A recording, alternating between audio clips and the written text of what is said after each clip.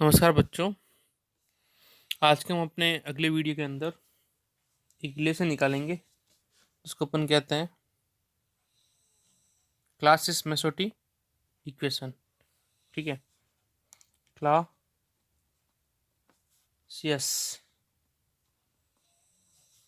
मासोटी समीकरण या इक्वेशन। ठीक है, क्या इक्वेशन होती है? इस इक्वेशन में एक्चुअली एक रिलेशन है। इस रिलेशन को अपन क्या कहते हैं? क्लासिस मेसोटी समीकरण कहते हैं। ठीक है, क्या होता है कि जब किसी अध्रुवीय पदार्थ को जब किसी अध्रुवीय पदार्थ को विद्युत क्षेत्र में रखा जाता है, विद्युत क्षेत्र में रखा जाता है तो पदार्थ पर लगने वाला वास्तविक विद्युत क्षेत्र का मान क्या होता है? हमने अभी निकाला था लॉरेंट के लोकल फील्ड से कि इफेक्टिव क्या होगा, E plus P upon 3 epsilon not होगा। ठीक है, अब अपन को क्या पता है कि किसी इस विद्युत क्षेत्र में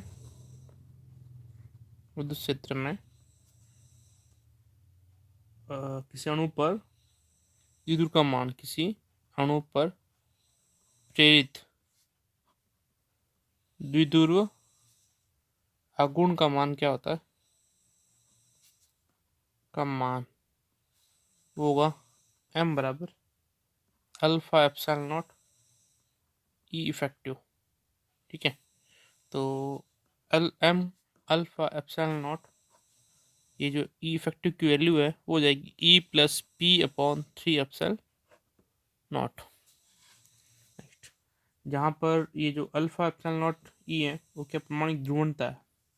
ये अल्फा एप्सिलॉन नॉट ई है ना, ये क्या परमाणुक ध्रुवणता ध्रुवणता। ठीक है, अब अपन क्या क्या क्या बात कर रहे हैं कि यदि यदि प्रति इकाई आयतन में अणु की संख्या स्मॉल n मान ले है तो पदार्थ का कुल द्विध्रुव आघूर्ण क्या होगा? तो पदार्थ का कुल विद्युत द्विध्रुव आघूर्ण क्या होगा P equal to m cross n। अब P की जो वैल्यू है वो क्या हो जाएगी? n, और m का जो मान है अब निकाल रखा है वो क्या रहेगा? Alpha epsilon not E plus P upon 3 epsilon not. इसको देते अपन समीकरण फर्स्ट देते हैं। अब हम अपने कुछ पिछले रिलेशन की बात करते हैं। इसमें अपने निकाला था डिस्प्लेसमेंट वेक्टर D जो होता है वो epsilon not E plus P होता है। तो जो P की वैल्यू होगी वो होगी D minus epsilon not E, और D का जो मान है वो क्या होता है? वो होता है एप्सिलॉन E। तो epsilon E minus epsilon not E equal to रहेगा P। ठीक है, तो यहाँ पे अपन ये जो P का मान है ना, ये P का मान अपन समीकरण 1 में रखते हैं। ठीक है, तो इससे क्या मिलेगा अपन को?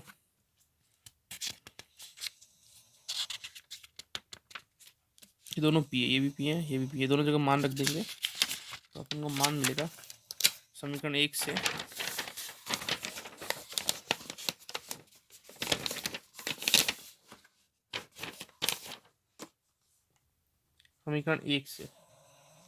यहाँ पे वैल्यू पुट करेंगे P की, तो epsilon E epsilon not E, epsilon E epsilon not E n alpha epsilon not E plus P upon three epsilon not था, पी की वैल्यू पुट कर देंगे epsilon E minus epsilon not E upon three epsilon not. ठीक है, next अब इसको solve करते हैं हल्का सा।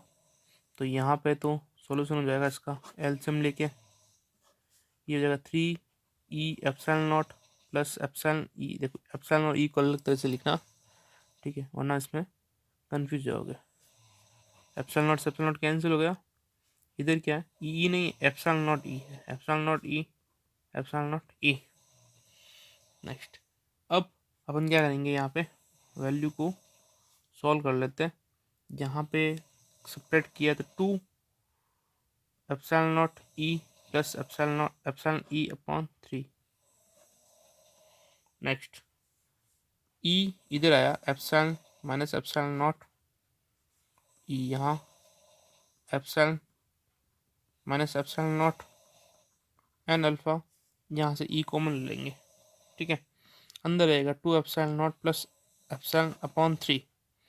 नेक्स्ट आगे ई से ई कैंसिल हो गया और इधर हो गया epsilon minus epsilon naught N alpha two epsilon naught plus epsilon upon three.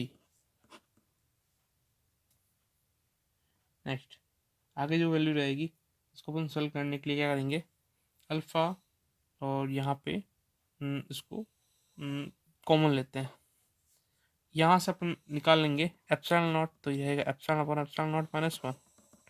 यहाँ से अपन निकालेंगे एन अल्फा अपॉन थ्री जो था ही था, एप्सिलॉन नॉट कॉमन निकालेंगे तो to plus epsilon upon epsilon not यहाँ पे भी रहेगा।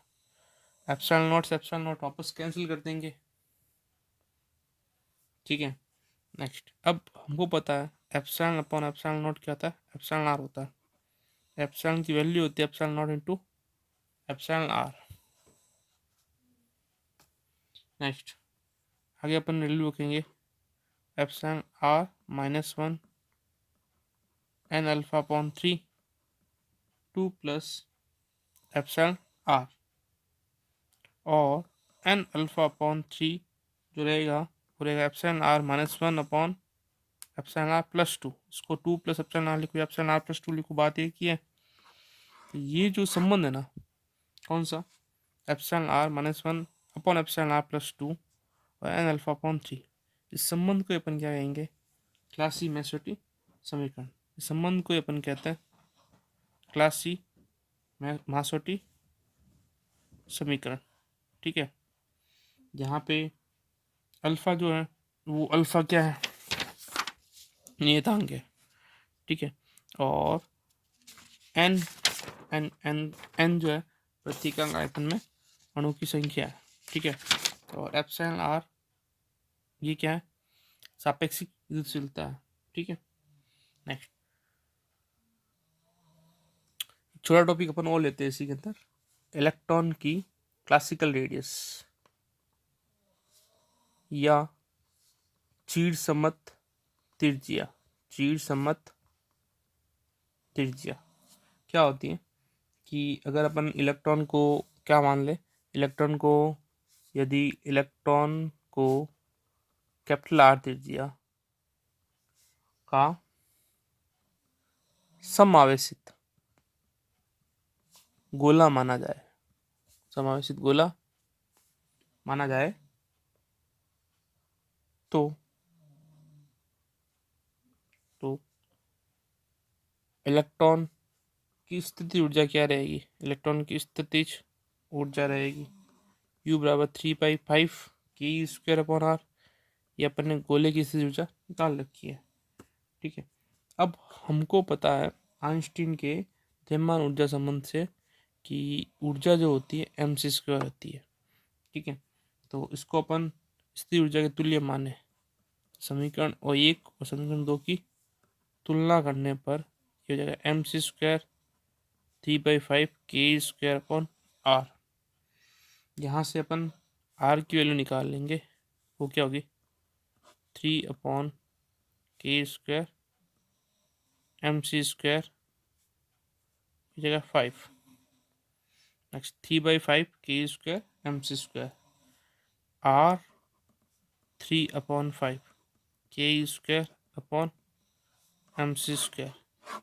ये जो मान है वो इलेक्ट्रॉन की त्रिज्या के बराबर है। अब इसको सॉल्व करें तो के का जो मान है वो होता है 9 × 10⁻⁹। ई का जो मान होता है इलेक्ट्रॉन पर आवेश 1.6 × 10⁻19 कूलम, और इलेक्ट्रॉन का द्रव्यमान 9.1 × 10⁻31 किलोग्राम। साथ में सी प्रकाश का वेग 3 × 10⁸ 8 का स्क्वायर। इस पूरे को अपन सरल करेंगे तो जो वैल्यू आएगी 1.7 के आसपास, मतलब 1.69 × 10⁻15 मीटर। इसको अपन लिख देंगे 1.69 फर्मी मीटर। ठीक है, ये क्या है, इलेक्ट्रॉन की रेडियस है। तो ये छोटा सा टॉपिक आपके सिलेबस में दे रखा होगा, इलेक्ट्रॉन क्लासिकल रेडियस। तो ये इलेक्ट्रॉन की क्लासिकल रेडियस हो गई।